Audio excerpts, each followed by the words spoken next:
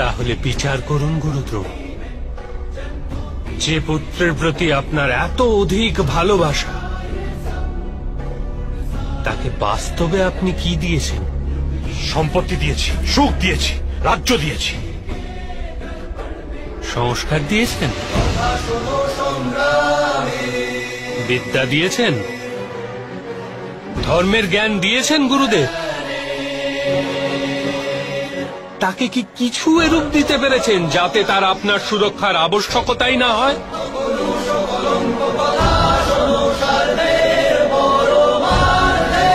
আমি স্বীকার করছি, সবাই অর্জুন তথা অঙ্গরাজ কর্ণের ন্যায় মহান যোদ্ধা হতে পারেন না, কিন্তু আপনি নিজের পুত্রকে উচিত সিদ্ধান্ত নেওয়ার শিক্ষা তো দিতেই পারতেন।